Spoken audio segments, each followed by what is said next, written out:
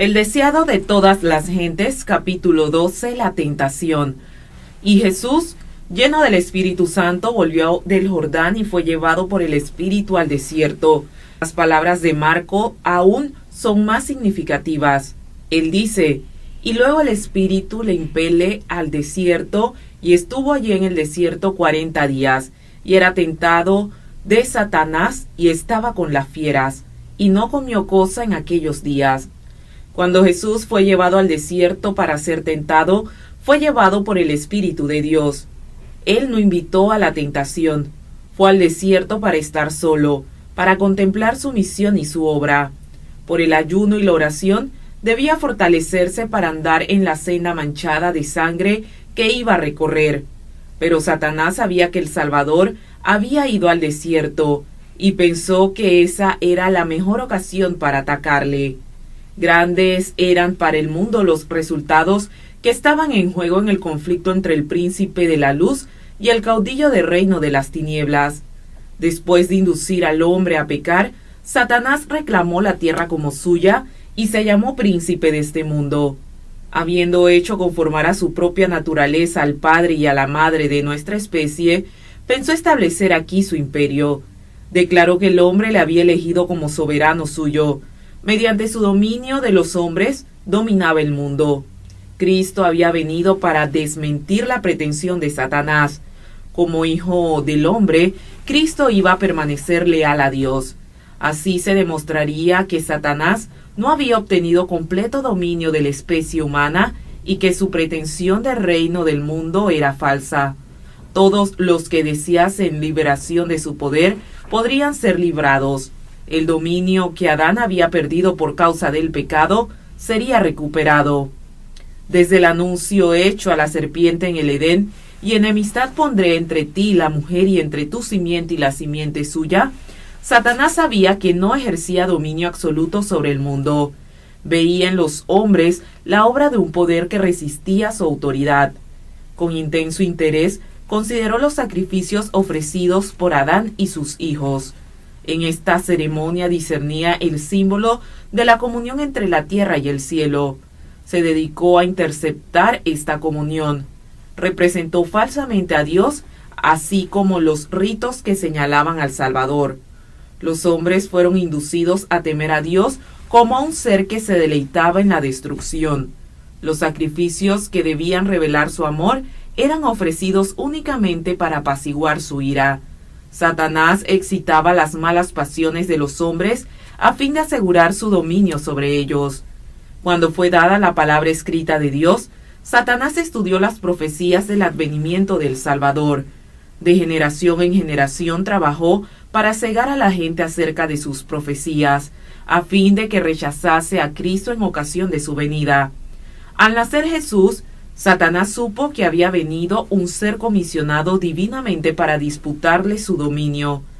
Tembló al oír el mensaje del ángel que atestiguaba la autoridad del rey recién nacido. Satanás conocía muy bien la posición que Cristo había ocupado en el cielo como amado del Padre. El hecho de que el Hijo de Dios viniese a esta tierra como hombre le llenaba de asombro y aprensión. No podía sondear el misterio de este gran sacrificio. Su alma egoísta no podía comprender tal amor por la familia engañada. La gloria y la paz del cielo, el gozo de la comunión con Dios, eran débilmente comprendidos por los hombres, pero eran bien conocidos por Lucifer, el querubín cubridor. Puesto que había perdido el cielo, estaba resuelto a vengarse haciendo participar a otros de su caída. Esto lo lograría induciéndolos a menospreciar las cosas celestiales y poner sus afectos en las terrenales. No sin obstáculos iba el generalísimo del cielo a ganar las almas de los hombres para su reino. Desde su infancia en Belén fue continuamente asaltado por el maligno. La imagen de Dios se manifestaba en Cristo y en los concilios de Satanás se había resuelto vencerle.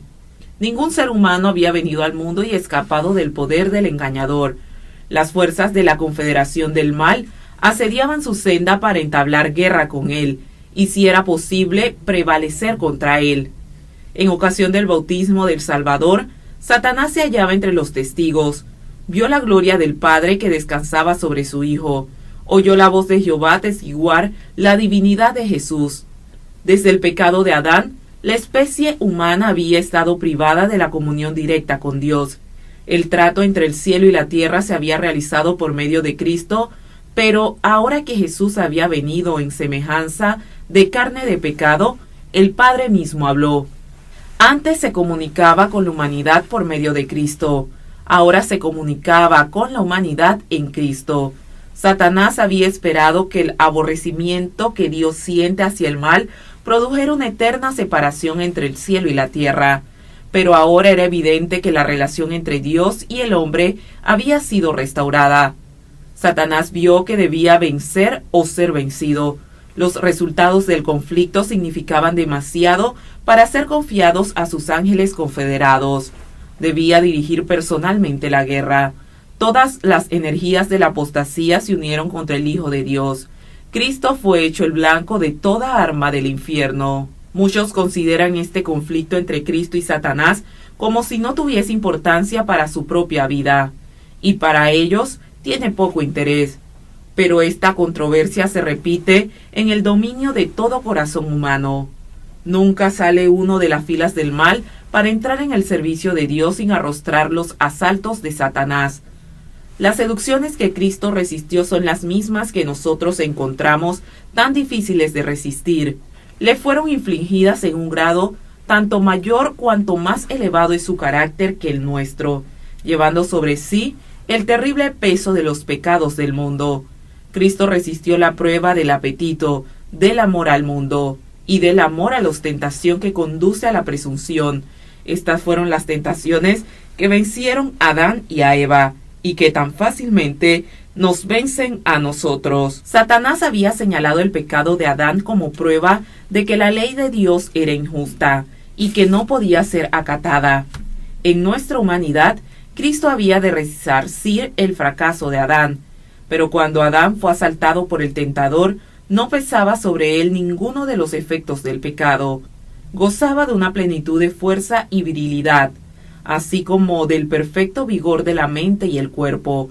Estaba rodeado por las glorias del Edén y se hallaba en comunión diaria con los seres celestiales. No sucedía lo mismo con Jesús cuando entró en el desierto para luchar con Satanás. Durante 4000 años, la familia humana había estado perdiendo fuerza física y mental, así como valor moral, y Cristo tomó sobre sí las flaquezas de la humanidad degenerada. Únicamente así podía rescatar al hombre de las profundidades de su degradación. Muchos sostienen que era imposible para Cristo ser vencido por la tentación. En tal caso, no podría haberse hallado en la posición de Adán. No podría haber obtenido la victoria que Adán dejó de ganar. Si en algún sentido tuviésemos que soportar nosotros un conflicto más duro que el que Cristo tuvo que soportar, Él no podría socorrernos. Pero nuestro Salvador tomó la humanidad con todo su pasivo. Se vistió de la naturaleza humana con la posibilidad de ceder a la tentación. No tenemos que soportar nada que Él no haya soportado. Para Cristo, como para la santa pareja del Edén, el apetito fue la base de la primera gran tentación. Precisamente donde empezó la ruina, debe empezar la obra de nuestra redención. Así como por haber complacido el apetito Adán cayó, por sobreponerse al apetito, Cristo debía vencer. Y habiendo ayunado 40 días y 40 noches, después tuvo hambre. Y llegándose a él el tentador dijo: Si eres hijo de Dios, di que estas piedras se hagan pan. Mas él respondió: Escrito está, no solo de pan vivirá el hombre, mas con toda palabra que sale de la boca de Dios. Desde el tiempo de Adán hasta el de Cristo, la complacencia de los deseos propios había aumentado el poder de los apetitos y pasiones, hasta que tenían un dominio casi ilimitado. Así los hombres se habían degradado y degenerado, y por sí mismos no podían vencer. Cristo venció en favor del hombre, soportando la prueba más severa. Por nuestra causa, ejerció un dominio propio más fuerte que el hambre o la misma muerte. Y esta primera victoria entrañaba otros resultados de los cuales participan todos nuestros conflictos con las potestades de las tinieblas. Cuando Jesús entró en el desierto, fue rodeado por la gloria del Padre. Absorto en la comunión con Dios, se sintió elevado por encima de las debilidades humanas, pero la gloria se apartó de él y quedó solo para luchar con la tentación. Esta le apremiaba en todo momento. Su naturaleza humana rehuía el conflicto que le aguardaba. Durante 40 días ayunó y oró, débil y demacrado por el hambre, macilento y agotado por la agonía mental. Desfigurado era su aspecto más que el de cualquier hombre, y su forma más que la de los hijos de Adán. Entonces vio Satanás su oportunidad. Pensó que podía vencer a Cristo. Como en contestación a las oraciones del Salvador, se le presentó un ser que parecía un ángel del cielo. Aseveró haber sido comisionado por Dios para declarar que el ayuno de Cristo había terminado.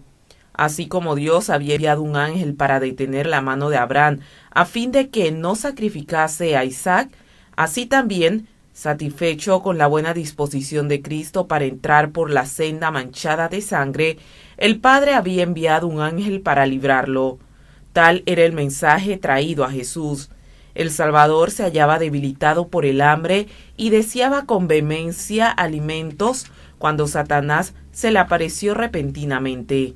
Señalando las piedras que estaban esparcidas por el desierto y que tenían la apariencia de panes, el tentador dijo: «Si eres hijo de Dios, di que estas piedras se hagan pan».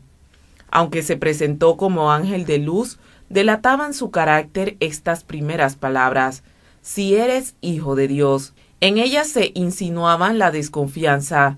Si Jesús hubiese hecho lo que Satanás sugería, habría aceptado la duda. El tentador se proponía derrotar a Cristo de la misma manera en que había tenido tanto éxito con la especie humana en el principio. Cuán arteramente se había acercado Satanás a Eva en el Edén. ¿Con que Dios os ha dicho no coméis de todo árbol del huerto? Hasta ahí las palabras del tentador eran verdad, pero en su manera de expresarlas se disfrazaba el desprecio por la palabra de Dios.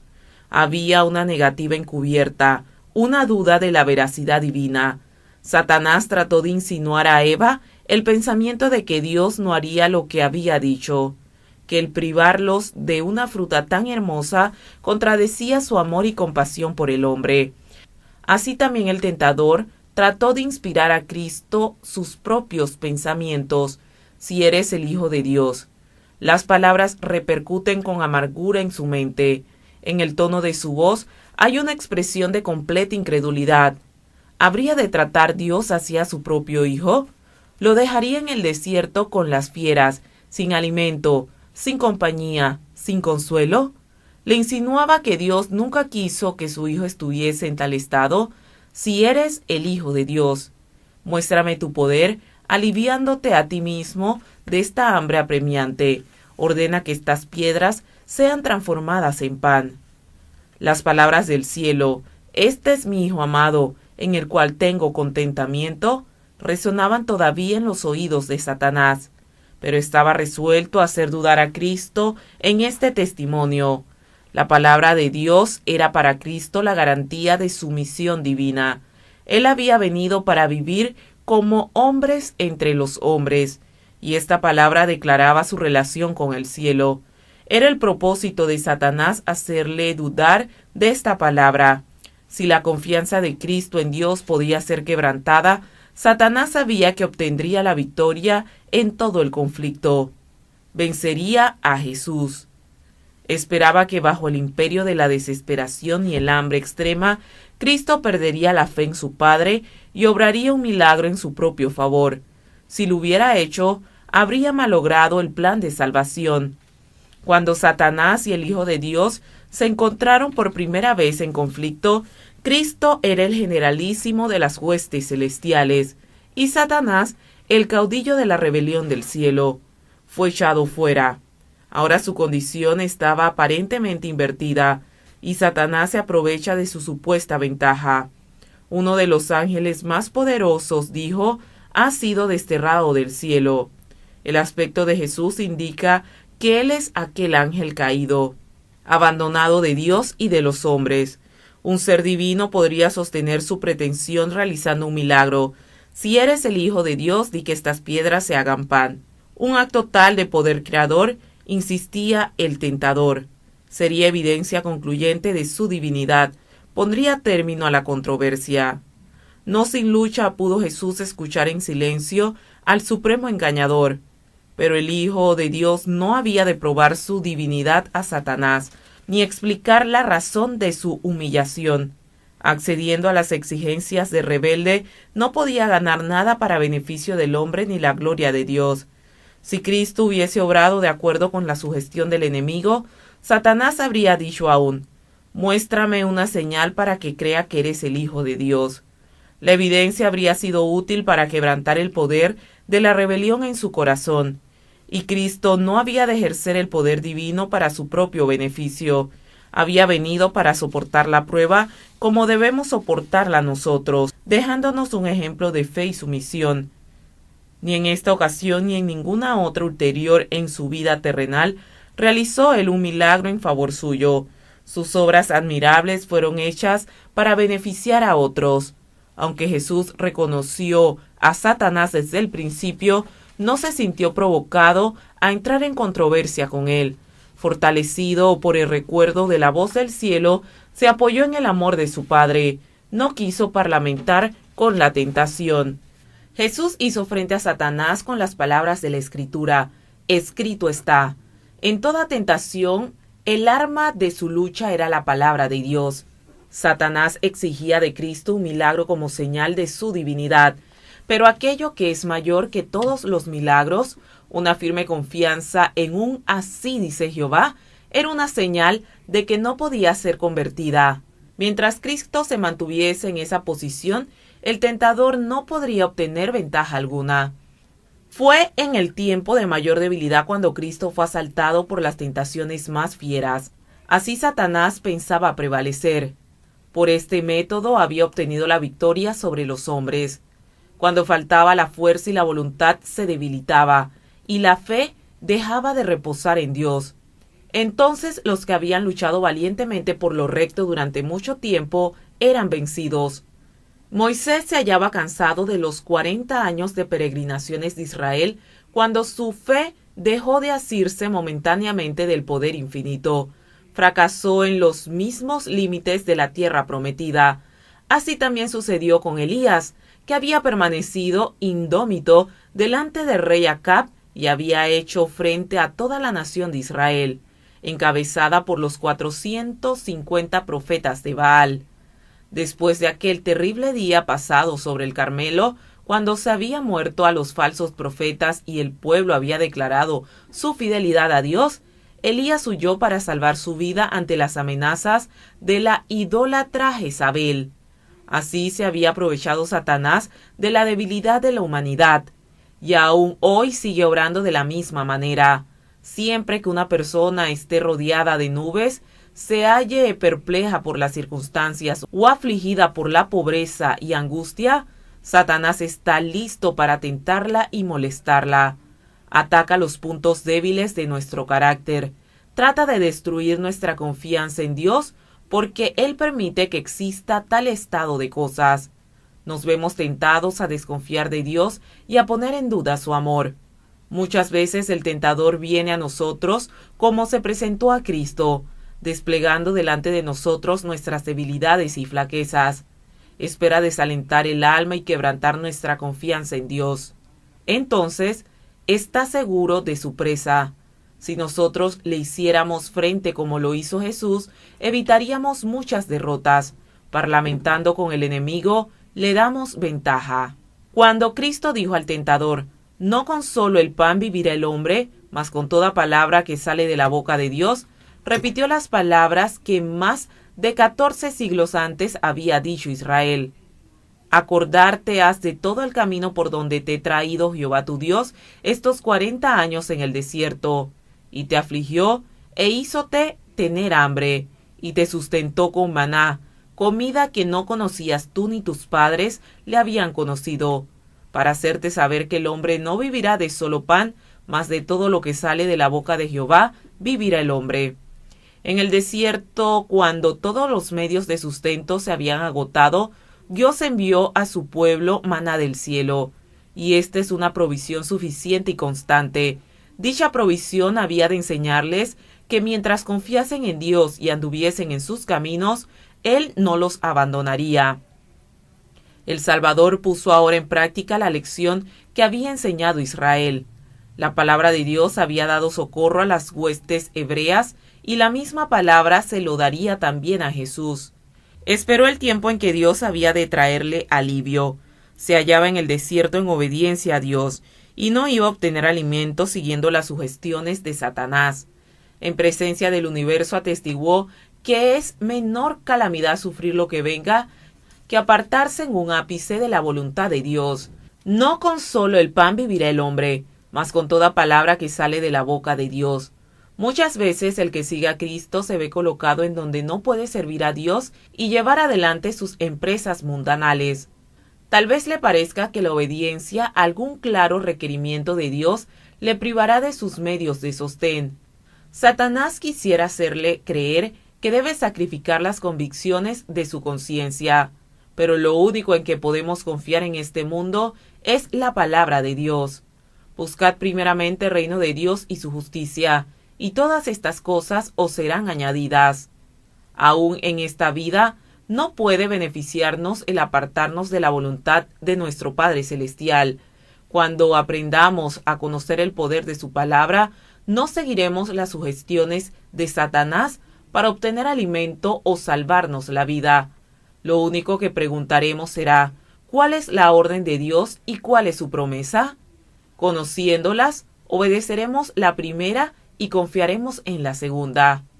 En el último gran conflicto de la controversia con Satanás, los que sean leales a Dios se verán privados de todo apoyo terrenal, porque se niegan a violar su ley en obediencia a las potencias terrenales. Se les prohibirá comprar o vender. Finalmente será decretado que se les dé muerte.